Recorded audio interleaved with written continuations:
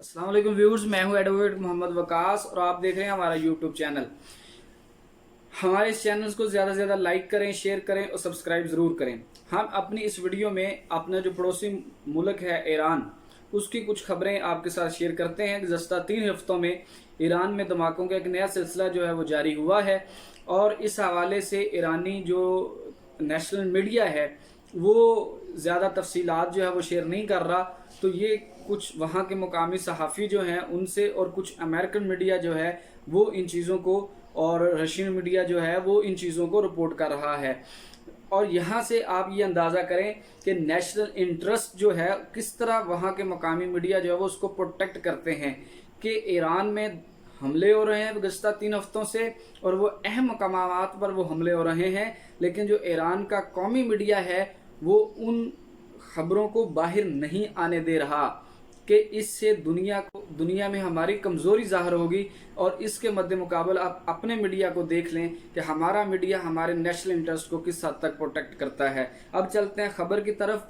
ये आज जुमे वाले दिन सुबह जो है तेहरान के मगरबी हिस्से में एक धमाका हुआ है और ये वो हिस्सा है जहां ईरानी एलीट फोर्स पासदान इनकलाब इस्लामी, जिसे IRGC कहते हैं, कि फ़ौजी अड्डा जो था वो वहाँ मौजूद था, वहाँ पे ये धमाका हुआ है। ये ईरानी सहाफ़ी हैं जिनका नाम है हसन सारी। उन्होंने एक ट्वीट के ज़रिए इस हमले की जो है वो ख़बर ब्रेक की है, जिसमें उन्होंने ये कहा है कि ये धमाका ऐसी जगह पे हुआ है जहां IRGC के मिसाइल तनसीब बात जो थी वो मौजूद थी, जहां उन्होंने अपना मिसाइल सिस्टम जो है वो लगाया हुआ था, या ये उनका जो दफाई साजो सामान जहां उन्होंने रखा है वो जो गोदाम है उसको निशाना बनाया गया है। और ये गुज़श्ता 3 हफ्तों से ये जो धमाका हो रहा, जो धमाकों का सिलसिला शुरू हुआ है ईरान में, ये उस सिलसिले का तीसरा धमाका है। और इससे पहले 2 धमाके जो हैं वो मज़ीद ईरान में हो चुके हैं। इससे पहले जो धमाके ईरान में हुए वो जो न्यूक्लियर प्लांट्स हैं वहाँ धमाके हुए थे, जो एक ख्वाजर में हुआ था और एक जो है वो तंज के इलाके में हुआ था। जो ख्वाजर का इलाका है वहाँ जो न्यूक्लियर प्लांट है ईरान का वो बड़ा अहम है और वो प्लांट है जिसको बकायदा अमेरिकन ने कई दफ़ा पॉइंट आउट किया है। और वो इतना अहम पॉइंट है कि जिसको UNO ने भी कई बार जो है, जो UNO का बॉडी है जो कि दुनिया में न्यूक्लियर सप्लाई को, न्यूक्लियर वार को रोकने के लिए काम करती है, और जो जिन लोगों के पास न्यूक्लियर हथियार हैं वो उनको जाके वक्तन वक्तन चेक करती है, उनके सेफ्टी मेजर्स को चेक करता है वो UNO का ग्रुप। तो उस ग्रुप ने इस प्लांट को भी जो है वो कम से कम 3-4 दफ़ा जो है वो विज़िट किया हुआ है। इतना अहम ये इलाका है और ये प्लांट है ईरान का जिसके ऊपर जो है वो हमला होता है। और ये इतना बड़ा कारखाना है ईरान का कि जितने भी ईरान में डिफेंस मिसाइल सिस्टम जो तैयार होता है वो इसी कारखाने में जो है वो तैयार होता है। तो वहाँ जो है वो हमला हुआ था। और जो तंज का इलाका है वहाँ जो प्लांट है वहाँ जो है वो जो यूरेनियम अफजूरती का जो प्रोग्राम है कि जो यूरेनियम हासिल की जा रही है वो उसका वहाँ प्लांट लगा हुआ है, वो वहाँ होता है। जो ख्वाजर में धमाका हुआ था उसमें 2 अफराद हलाक हुए थे, लेकिन ईरान ने इसके ऊपर ये कहा था कि ये एक टैंक से गैस खारिज हुई है जिसकी वजह से ये हुआ है। लेकिन जो डिफेंस एनालिस्ट थे, जो इंडिपेंडेंट लोग हैं, वो ये कहते हैं कि ये ऐसा धमाका है कि जिसकी नौयत का अभी तक अंदाज़ा नहीं है कि ये कैसे हुआ और क्यों हुआ। लेकिन जो जैसे मैंने आपको पहले जिक्र किया कि ईरान का जो कौमी मीडिया है वो इस बात को छुपा रहा है, लेकिन जो रूस का मीडिया है या जो अमेरिकन मीडिया है वो इसके हवाले से कुछ खबरें दे रहा है। तो ये न्यूयॉर्क टाइम की मेरे पास खबर है जिसमें वो एक CIA के एक इंटेलिजेंस जो ऑफिसर है उसके ज़रिए से वो कोट करते हैं, उसको वो अपना सोर्स बताते हैं और वो कहते हैं कि जो हालिया धमाके हुए हैं ईरान में जिसमें उनके न्यूक्लियर प्लांट्स को जो है वो निशाना बनाया गया है, इसमें इसराइल जो है वो शामिल हो सकता है, क्योंकि माजी में भी इस प्लांट को जब निशाना बनाया गया था तो इसको एक्सकिट्स नेट कंप्यूटर वायरस का इस्तेमाल किया गया था इसको निशाना बनाते हुए, और ये वो टेक्नोलॉजी है जो सिर्फ इसराइल और अमेरिका के पास है।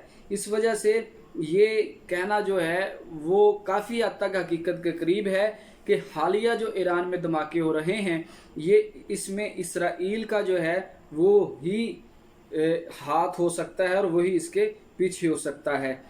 तो इस वक्त जो ईरान है वो कोरोना वायरस की वजह से पहले वो मुश्किलात में है, फिर उसके ऊपर एक सादी पाबंदियाँ हैं उनकी वजह से वो मुश्किलात में है।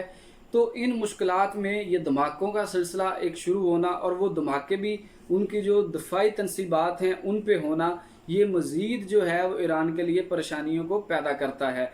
और ये जो जिस तरह पाकिस्तान में हालिया दिनों में जो है वो दहशतगर्दी के वाक़यात में इजाफ़ा हुआ है, तो ईरान भी इसी प्लान का और हिस्सा है, क्योंकि जो इस खित्ते में तवाज़ुन का ताकत जो है वो बिगड़ रहा है और इस खित्ते के नए प्लेयर जो हैं वो सामने उभर के आ रहे हैं। ईरान भी इन्हीं पावर कॉर्नर्स का जो है वो हिस्सा है।